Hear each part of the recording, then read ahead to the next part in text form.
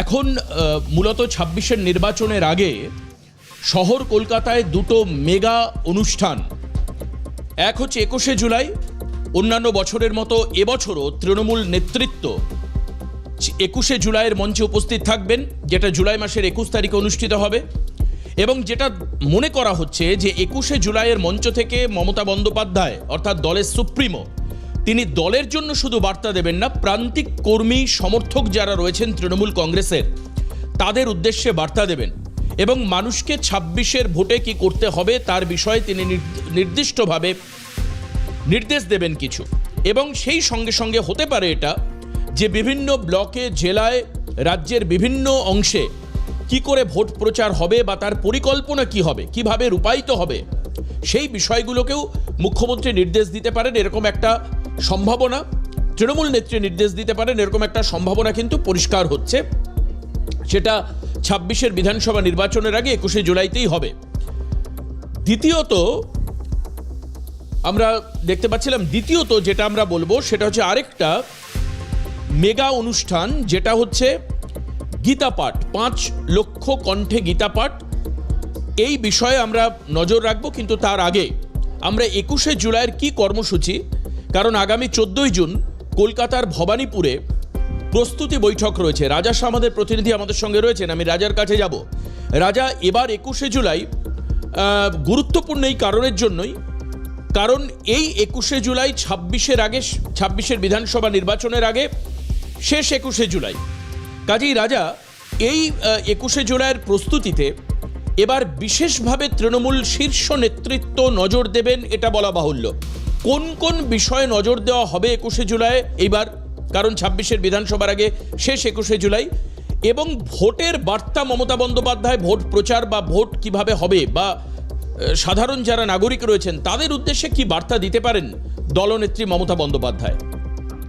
দেখো, তোমায় বলি যে আগামী ১৪ তারিখে ২১শে জুলাইয়ের প্রস্তুতি বৈঠক করবে তৃণমূল কংগ্রেস, যেখানে রাজ্য কমিটির সকল সদস্য এবং প্রত্যেক জেলা কমিটির চেয়ারম্যান এবং সভাপতিকে ডেকে পাঠানো হয়েছে বলে আমরা সূত্র মারফত খবর পাচ্ছি।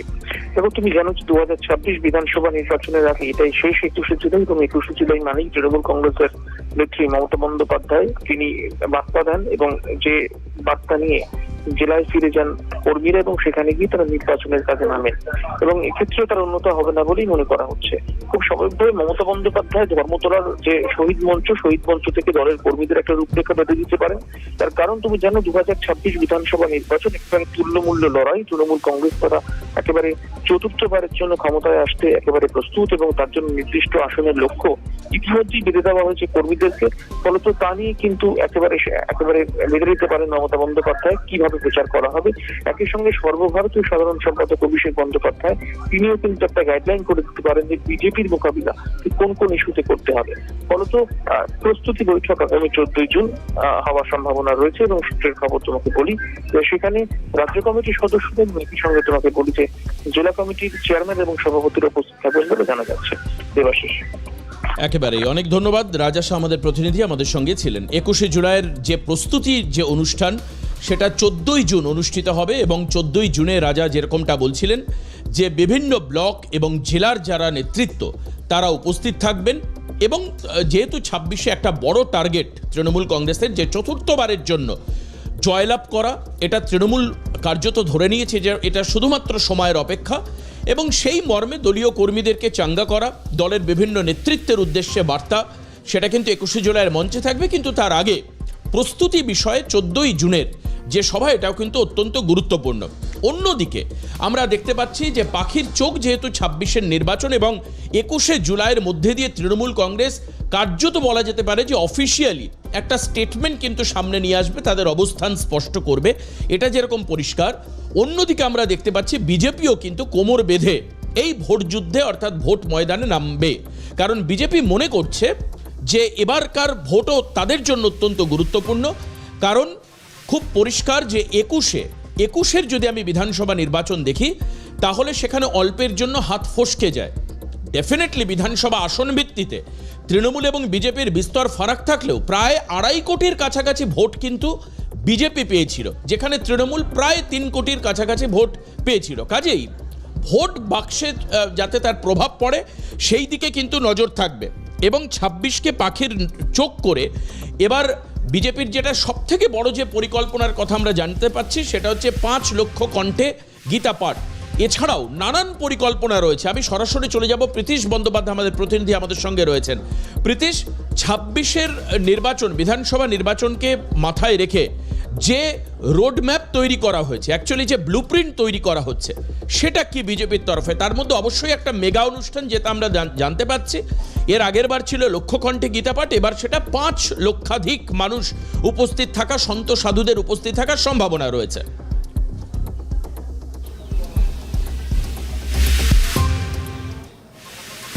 দেখো, প্রথমে একটা বিষয় বলা প্রয়োজন, সেটা হচ্ছে গিয়ে 2026 বিধানসভা নির্বাচনের জন্য যে প্রস্তুতি, সেই প্রস্তুতি কিন্তু বিজেপি শুরু করে দিয়েছে।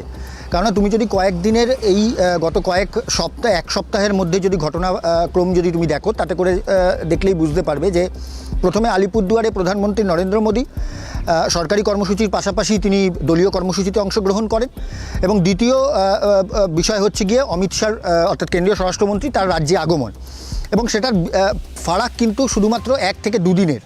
এবং এই 2 দিনের মধ্যেই যে প্রধানমন্ত্রী নরেন্দ্র মোদী এবং কেন্দ্রীয় স্বরাষ্ট্রমন্ত্রী অমিত শাহ এদের দুজনের রাজ্যে এসে কার্যত 2026-এর যে বিধানসভা নির্বাচন কোন আঙ্গিকে হতে চলেছে এবং তারা যে প্রস্তুতি শুরু করে দিয়েছে, সেটা কিন্তু তারা দুজনেই বুঝিয়ে দিয়ে গেছেন। এবং রাজ্যের বিস্তর যে অনিয়ম, দুর্নীতি, বিভিন্ন সময় বিভিন্নভাবে অনুপ্রবেশ, সমস্ত কিছু নিয়ে কিন্তু প্রধানমন্ত্রী নরেন্দ্র মোদী এবং কেন্দ্রীয় স্বরাষ্ট্রমন্ত্রী অমিত শাহ তারা দুজন কিন্তু রাজ্যের সরকারকে কার্যত বিঁধেছেন। এবং এই বিষয়গুলোকে নিয়েই কিন্তু সুস্পষ্ট একটা ধারণা তৈরি হতে পারে যে প্রায় এখন এই মুহূর্তে যদি তুমি দেখো, তাতে করে কিন্তু 7 থেকে 8 মাসের আর সময় রয়েছে 2026 বিধানসভা নির্বাচন। সেই নির্বাচনের আগে কিন্তু এবছরের একদম মধ্যভাগ থেকে, অর্থাৎ তুমি যদি দেখো এই মাস থেকে যদি তুমি আমি যদি ধরি, তাতে করে কিন্তু একদম মধ্যভাগ থেকে কিন্তু প্রচার অভিযান শুরু করে দিল। এবং এর ফলস্বরূপ কী এখনও পর্যন্ত কর্মসূচি নেওয়া হয়েছে, সুকান্ত মজুমদার বিজেপি রাজ্য সভাপতি তিনি পরিষ্কার জানিয়ে দিয়েছেন যে কার্পেট বম্বিং চলবে। কার্পেট বম্বিং কি? বিভিন্ন সময় বিভিন্নভাবে কেন্দ্রীয় নেতৃত্বের তরফ থেকে, সে প্রধানমন্ত্রী, দেশের প্রধানমন্ত্রী হোক বা দেশের স্বরাষ্ট্রমন্ত্রী হোক বা অন্যান্য যে সমস্ত কেন্দ্রীয় মন্ত্রীরা রয়েছেন বা কেন্দ্রীয় যারা বিজেপির নেতারা, সাংগঠনিক দিক থেকে যারা নেতারা রয়েছেন, তাদের আগমন লাগাতার লেগে থাকবে। এবং এই লাগাতারে লেগে থাকার যে ফলস্বরূপ তুমি যদি দেখো, তাতে আগামী 20 তারিখ অর্থাৎ চলতি মাসের 20 তারিখ প্রধানমন্ত্রী নরেন্দ্র মোদী তিনি ফের রাজ্যে আসছেন, এবং রাজ্যে এসে তিনি কিন্তু একটি সরকারি কর্মসূচিতে অংশগ্রহণ করবেন। মেট্রো রেলের কিছু উদ্বোধন রয়েছে, সেটাও একটা করার সম্ভাবনা রয়েছে। এবং তার সঙ্গে সঙ্গে 20 তারিখে পশ্চিমবঙ্গ দিবস পালন করে থাকে বিজেপি, এবং সেই পশ্চিমবঙ্গ দিবসের কর্মসূচিতে অংশগ্রহণ করবেন প্রধানমন্ত্রী নরেন্দ্র মোদী, এবং সেটি দক্ষিণবঙ্গে হবে। এবং স্বরাষ্ট্রমন্ত্রী অমিত শাহ তিনিও কিন্তু খুব তাড়াতাড়ি হয়তো আসবেন, যেহেতু এখনও পর্যন্ত সাংগঠনিক দিক থেকে বিজেপির সর্বভারতীয় সভাপতির নির্বাচন চলছে। জেপি নাড্ডার জায়গায় অন্য কে সভাপতি হবেন সেটার একটা নির্বাচন প্রক্রিয়া চলছে সারা দেশব্যাপী, এবং সেই জন্য কিন্তু এখনও পর্যন্ত জেপি নাড্ডা তিনি এ রাজ্যে আসতে পারছেন না, বা তিনি যদি থেকে যান বা তিনি যদি না থাকেন, তার পরবর্তী সময় যে সভাপতি হবেন সে আসবেন। অর্থাৎ বলা যেতে পারে এখন শীর্ষস্থানীয় বিজেপির কেন্দ্রীয় নেতাদের মধ্যে 2 জন রয়েছেন। একজন দলনেতা হচ্ছে প্রধানমন্ত্রী নরেন্দ্র মোদী, এবং অন্যজন কেন্দ্রীয় অর্থাৎ সেকেন্ড ইন কমান্ড কেন্দ্রীয় স্বরাষ্ট্রমন্ত্রী অমিত শাহ। তাদের দুজনের লাগাতার প্রচার অভিযান তারা কিন্তু চালাবেন। এটাকেই কিন্তু কার্পেট বম্বিং হিসেবে চিহ্নিত করা হচ্ছে। অর্থাৎ 2026 বিধানসভা নির্বাচনের আগে লাগাতার এই কেন্দ্রীয় নেতাদের নিয়ে এসে রাজ্যের বিভিন্ন প্রান্তে, সেটা উত্তরবঙ্গ হোক, দক্ষিণবঙ্গ হোক বা মধ্যবঙ্গ হোক, সমস্ত জায়গাতেই কিন্তু লাগাতার সভা করা হবে। এবং সর্বোপরি এই যে 2025 সাল চলছে, 9 তারিখে কেন্দ্রীয় সরকারের 11 বছর পূর্ণ হচ্ছে।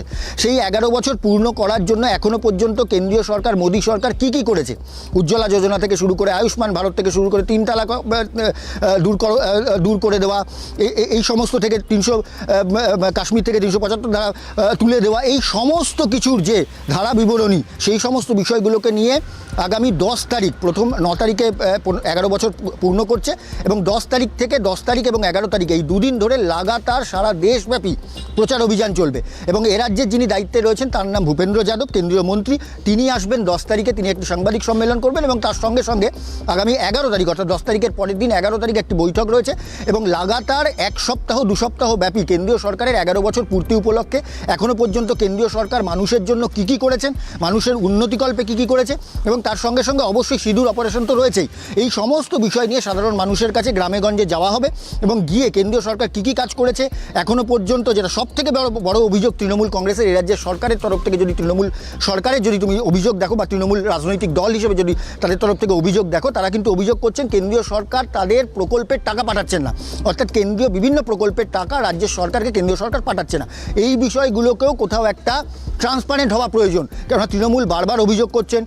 তৃণমূলের সর্বভারতীয় সাধারণ সম্পাদক অভিষেক বন্দ্যোপাধ্যায় তিনি দিল্লিতে গিয়ে আন্দোলন করেছেন, রাজ্যের মুখ্যমন্ত্রী মমতা বন্দ্যোপাধ্যায় বা দলের সর্বাধিনায়িকা তিনিও বারবার করে বলছেন যে কেন্দ্রীয় সরকারের প্রকল্পের টাকা রাজ্যের সরকারকে দিচ্ছে না কেন্দ্রীয় সরকার। এই বিষয়গুলোকেও নিয়েও কিন্তু তারা সাধারণ মানুষের কাছে যাবেন এবং জনমানুষের কাছে তারা বলবেন এখনও পর্যন্ত ধাপে ধাপে কত টাকা, কত লক্ষ কোটি টাকা কেন্দ্রীয় সরকার রাজ্য সরকারকে দিয়েছে, এই বিষয়গুলোকেও নিয়েও চলবে। এবং অন্যদিকে তুমি যেটা বললে গীতা পাঠের অনুষ্ঠান, সেই গীতা পাঠের আমি আসছি প্রীতিশ, আমি গীতা পাঠের প্রসঙ্গে আসবো, কিন্তু তার আগে আরেকটা জায়গা তোমায় জানতে চাইবো। সেটা হচ্ছে যে তুমি বললে যে কিছুক্ষণ আগে 10 এবং 11ই জুন বিজেপির শীর্ষ যারা নেতৃত্ব রয়েছেন রাজ্য এবং বা কেন্দ্রেরও কিছু নেতৃত্ব থাকবেন, তাদের নিয়ে প্রচার সূচির একটা বৈঠকের সম্ভাবনা রয়েছে এবং এবার বাংলায় প্রচারের দায়িত্ব কেন্দ্রীয় মন্ত্রী ভূপেন্দ্র যাদবের নাম উল্লেখ করা হচ্ছে। পাশাপাশি তুমি আরেকটা জায়গায় বলছিলে, আমি প্রথম জানতে চাইবো এই যে প্রচার সূচি তৈরি করা হবে, এটা কি একেবারে 26-এর জন্য প্রচার সূচি, নাকি 1 মাস ধরে যে প্রচার বিজেপি চলবে তার প্রচার সূচি? মূলত এখানটা জানতে চাইবো। দ্বিতীয়ত তুমি বলছিলে যে বেশ কিছু কেন্দ্রীয় বঞ্চনার কথা বলা হয় রাজ্যের শাসক দলের থেকে।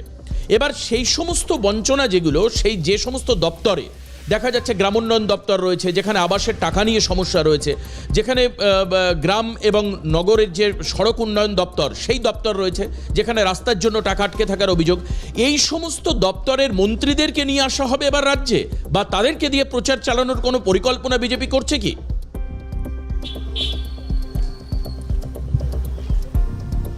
হ্যাঁ, একদমই তুমি ঠিকই বলেছো দেবাশিস। যে সমস্ত দপ্তরগুলো ধরে ধরে তৃণমূলের সরকার অর্থাৎ তৃণমূলের তরফ থেকে বিরোধিতা করা হচ্ছে, অর্থাৎ বলা হচ্ছে যে কেন্দ্রীয় সরকার তারা টাকা পাঠাচ্ছে না বিভিন্ন দপ্তর ধরে ধরে, সেটা আবাসের টাকা হোক বা বিভিন্ন সময় বিভিন্ন ক্ষেত্রে অন্য যে সমস্ত দপ্তরের টাকাগুলো যেগুলোকে পাঠানো হচ্ছে না, সেই সমস্ত বিভাগের যারা মন্ত্রীরা রয়েছেন তারা কিন্তু আসবেন এবং তারা এসে তারা হিসেব দেবেন, সাধারণ মানুষের কাছে তারা যাবেন, তারা এলাকায় এলাকায় যাবেন।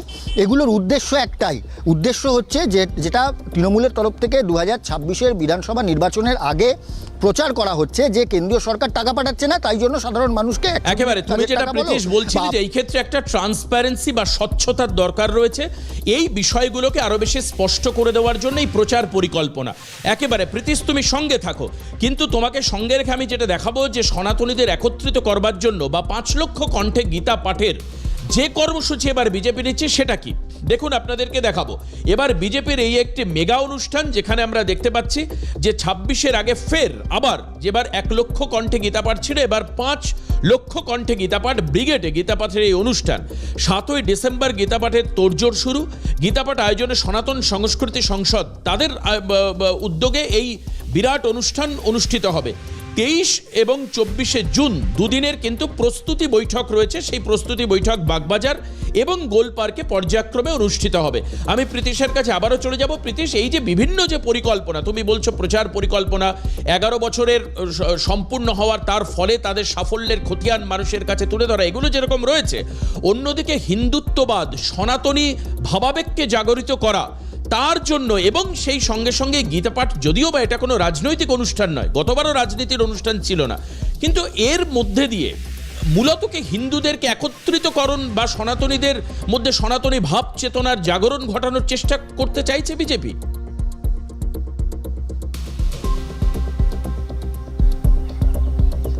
দেখো, একদমই তুমি এই প্রশ্নটা করলে এবং তার এগেনস্টে আমি দুটো কথা বলবো, ঘটনাক্রম কটা বলা প্রয়োজন রয়েছে। সেটা হচ্ছে 1 তারিখে কেন্দ্রীয় স্বরাষ্ট্রমন্ত্রী অমিত শাহ তিনি নেতাজি ইন্ডোরে আসলেন এবং নেতাজি ইন্ডোরে এসে তিনি বিভিন্ন বক্তব্য তিনি রেখেছেন, রাজ্যের সরকারের বিরুদ্ধে একাধিক বিষয় নিয়ে তিনি বিষোদ্গার করেছেন, কিন্তু স্পেসিফিক একটা বিষয়ের উপর তিনি কিন্তু জোর দিয়েছেন, সেটা হচ্ছে অনুপ্রবেশ।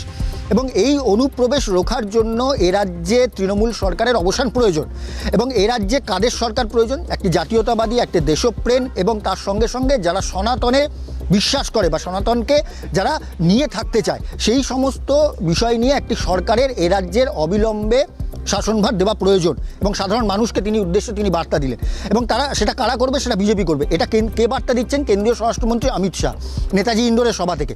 এবং তারপর তিনি কিন্তু বললেন যে যেহেতু কেন্দ্রীয় সরকারের তরফ থেকে বারংবার রাজ্যের সরকারকে বলা হচ্ছে যে বর্ডার অর্থাৎ ফেন্সিংয়ের ক্ষেত্রে রাজ্যের সরকারের কাছে বারবার করে জমি চাওয়া হচ্ছে, কিন্তু রাজ্যের সরকার কোনোভাবে জমি দিতে পারছে না বা দিচ্ছে না, তাদের মধ্যে একটা অনীহা দেখা যাচ্ছে।